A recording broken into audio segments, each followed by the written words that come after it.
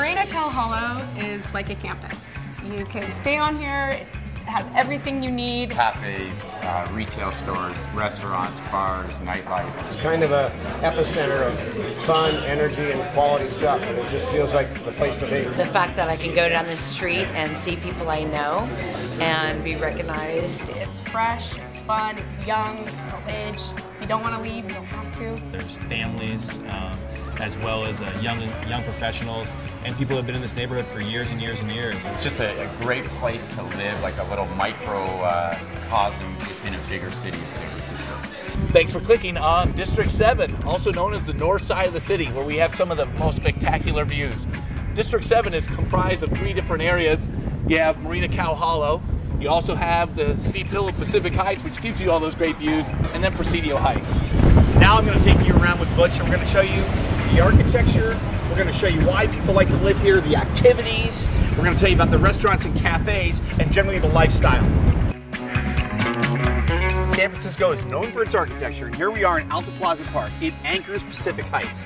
What you'll see mostly in Pacific Heights are single-family homes and co-ops. If you just look along here, you'll see we've got Rousseau's, Victorians, mid-century moderns. Here we are at the corner of Broadway and Lyon in Pacific Heights. This is called the Gold Coast, and the reason is all these big mansions were built at the turn of the century by America's greatest industrialists, and it should be no surprise why if you just take a look at the views. You see the bay, and down below in that flat area is all the marina. This is a favorite local hotspot for working out because you have over 300 steps going down here to Vallejo and then dropping down to the street below. We're at the corner of Washington and Spruce. If you just look around, you've got these French-style mansions with hip roofs, copper little eyebrow dormers, very typical of Presidio Heights. We also have another French-style home here. You're going to find Tudors, Victorians, mid-century moderns, but one of the things that they mostly have here, they're big, they're large, and lots of them have views of the Golden Gate Bridge. Now we're in the Marina, which is a mix of single-family homes, 2-unit buildings, mostly Edwardians. They were built after the Pan-Pacific Fair in 1915, so between the 20s and the 30s we had a lot of European influence. Right here you'll see we've got a little Mediterranean single-family home. Right next to it is a 2-unit Mediterranean, and then just across the street here you've got a 2-unit Edwardian. And just as important as architecture is the staples of our landmarks in history that makes San Francisco so unique. The staple for PAC and Presidio Heights is, of course, the Fillmore District. So much fun with all these great restaurants, Elite Cafe, Florio, Harry's Bar. You're just gonna love this area. Boutiques, of course, lots of coffee. Obviously, you can see right behind me here, the Golden Gate Bridge. We have Chrissy Field, the Palace of Fine Arts left over from the Pan-Pacific World's Fair. Wonderful streets like Chestnut Street, Union Street, home of the famous Union Street Fair, Fort Mason, the Yacht Club, and restaurants that are famous like the Balboa Cafe.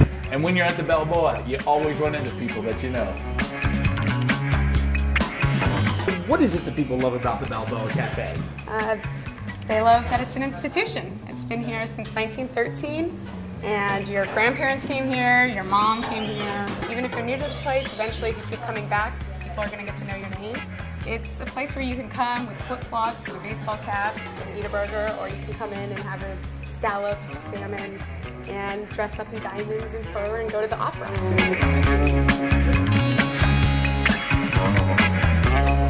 And just up the street is Union Street, where you have staples like Perry's. Opened in August of '69.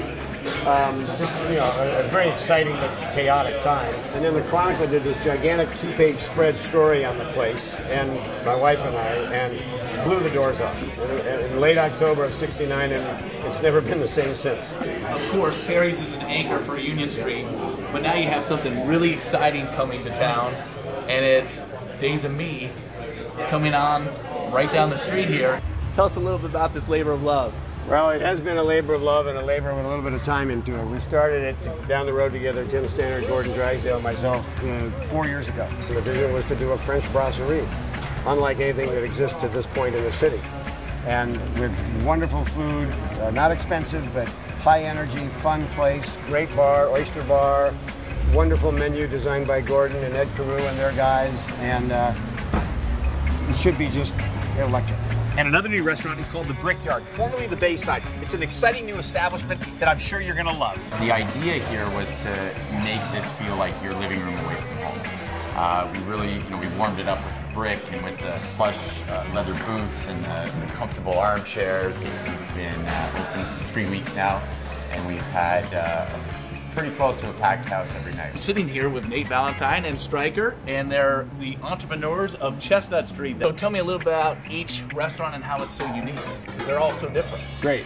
We opened Mamacita in 2005. We wanted to take an environment that was festive with margaritas and also kind of captured food. And ingredients, everything's made from scratch there. Tamales by hand every day, tortillas by hand every day, and Stryker and his team make great margaritas every day from scratch with fresh squeezed lime juice. And how about umami?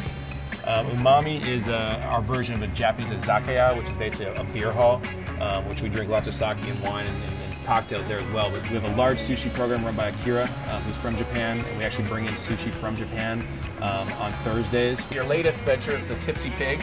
It is. The Tipsy Pig is what we kind of refer to as our home away from home. One, because we spend a lot of time here, but two, it's really kind of a community gathering place that we love. It's a seasonal restaurant. We get a lot of stuff directly from a farm up in Sonoma. And then we also have a great bar program. At night, a great place to meet friends for drinks. So that's it. That's the tour. Thanks so much for checking out. Some great architecture, great activities for the Marina, Cow Hollow, Pacific, and Presidio Heights. We look forward to taking you on a tour of these beautiful homes and ending up maybe having a Balboa burger.